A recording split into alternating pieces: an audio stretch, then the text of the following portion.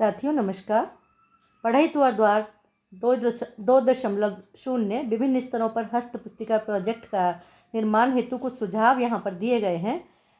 हमारे बहुत सारे शिक्षक साथी कहते हैं कि कैसे हस्त पुस्तिका का निर्माण करना है और किस स्तर पर करना है। तो देखिए यहाँ पर तीनों स्तर पर हमें प्राथमिक, माध्यमिक और हाई स्तर पर हमको हस्त पुस्तिका का निर्माण करवाना है और देखते हैं कि किस तरह से हम हस्त पुस्तिका का निर्माण कर सकते हैं। देखिए, विद्यार्थियों के लिखित कौशल के विकास हेतु शाला स्तर पर उनके द्वारा लिखित हस्त पुस्तिकाएं तैयार कर उनकी पुस्तिकाएं एवं प्रदर्शनी संकुल से लेकर जिले स्तर तक आयोजित कर बच्चों को पुरस्कृत किए जाने की योजना है। अतः शाला में सभी विद्यार्थियों को शामिल कर उनकी सक्रिय सहभागिता लेते हुए उन्हें लिखने का पर्याप्त अभ्यास करवाया जाए। इस हेतु उन्हें प्रदत्त विभिन्न अभ्यास पुस्तिकाओं यथा भाषा, गणित एवं कर्सिव लेखन में कार्य करने के साथ साथ कक्षा 4वीं एवं 5वीं के बच्चों को रचनात्मक लेखन विकास से संबंधित अभ्यास पुस्तिका पर कार्य पूरा करवाया जाए। सभी शालाओं में प्रत्येक बच्चों की सहभागिता लेकर उन्हें एक कागज देकर उनसे कुछ लिखवाकर प्रत्येक प्राथमिक शाला दो हस्त पुस्तिका तैयार की जाए।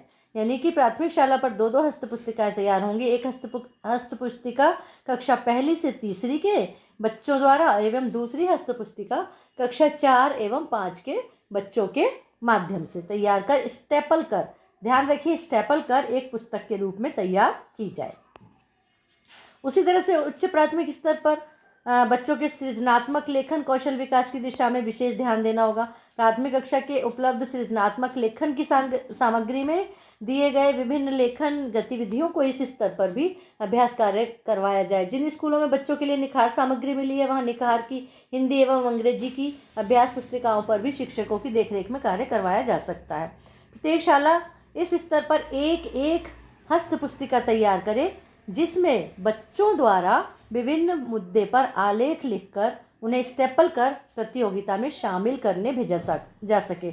शिक्षक साथियों ध्यान रखिए कि हमें सिर्फ एक शाला से एक ही हस्त पुस्तिका तैयार करनी है, ना कि एक बच्चों के द्वारा।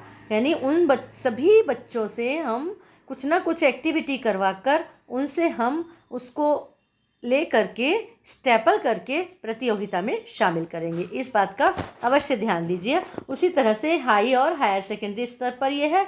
थोड़ा सा ये देख लेते हैं कि यहाँ पर संकुल से लेकर जिले स्तर तक की प्रतियोगिताओं के आयोजन हेतु निर्धारित तिथियां एवं कार्यक्रम के आयोजन हेतु बजट इस प्रकार स्वीकृत किया गया। देखिए यहाँ पर तिथियां भी हैं और बजट कितना आएगा ये भी दिया हुआ है। देखिए संकुल स्तर पर इकाई बजट है 2500।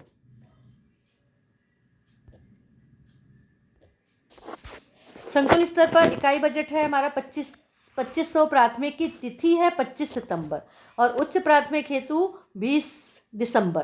तो ध्यान रखिए साथियों, प्राथमिक की तिथि है 25 और उच्च प्राथमिक की 20 दिसंबर। उसी तरह से बजट पर जिन पर व्यय किया जाना है, शाला से चयनित बच्चों को संकुल आने जाने का यात्रा देयक, संकुल स्तर पर कार्यक्रम का आयोजन करने एवं विद्यार्थियों को पुरस्कृत किए जाने बाबत PS UPS के लिए, ठीक है। और उसी तरह से ब्लॉक लेवल पे 10,000 और 27 सितंबर इसकी तिथि है प्राथमिक स्तर पे और 27 प्राथमिक की तिथि 27 सितंबर है और उच्च प्राथमिक की 27 दिसंबर। हायर सेकेंडरी की 20 दिसंबर। उसी तरह से जो भी और राशि आएगी उसको ब्लॉक स्तर पर लाने ले जाने आने जाने का देयक, इस तरह से इस राशि को खर्च किया जाना है। जिला स्तर पर 20,000 की राशि है। 2 अक्टूबर प्राथमिक के लिए, 31 दिसंबर उच्च प्राथमिक के लिए और ये हायर सेकेंडरी के लिए, हाई और हायर सेकेंडरी के लिए। यहाँ पर भी आयोजन करने में, विद्यार्थियों को पुरस्कृत किए जाने में और यात्रा देयक में इस राशि को खर्च किया जाना है। तो साथियों ये एक जानकारी थी कि हमें कब हस्त पुस्तिका प्रदर्शन कार्यक्रम करना है। तिथिवार और उसमें जो भी राशि आएगी उसका भी हमें कहाँ कैसे खर्च करना है। एक चीज़ और है, सबके मन में ये विचार आता है कि हम किस तरह से हस्तपुस्तिका तैयार करवाएं। तो देखिए यहाँ पे बहुत सारे बिंदु दिए गए हैं, कुछ सुझाव दिए गए हैं कि हम बच्चों से क्या क्या करवा सकते हैं। तो देखिए यहाँ पर है, बच्चों को अपने मन से कागज़ पर कुछ भी लिखने गोदागादी करने का अवसर दिया जाए। उन्हें अपनी कल्पना से आप उसका वर्णन करने कहा जाए। उसके वर्णन के आधार पर आप उसके काम के लिए कुछ बढ़िया टाइटल सोचें। बच्चों को अपने खास दोस्तों के चित्र बनाकर उनके नीचे उनका नाम लिखने को भी कहें। उनसे ऐसे एल्बम बनवाएं। बच्चों को उनके अपने परिवार के सदस्यों के चित्र बनाने को कहें, चित्र के नीचे उनके नाम लिखने को कहें। बच्चों को अपने घर में घर के आसपास घूमने वाले जानवरों के चित्र बनाने को कहें, उन्हें कुछ नाम देने को कहें। बच्चों को अपने आसपास की कुछ चीज़ों को देखकर जो भी उनके मन में विचार आए उनको कविता।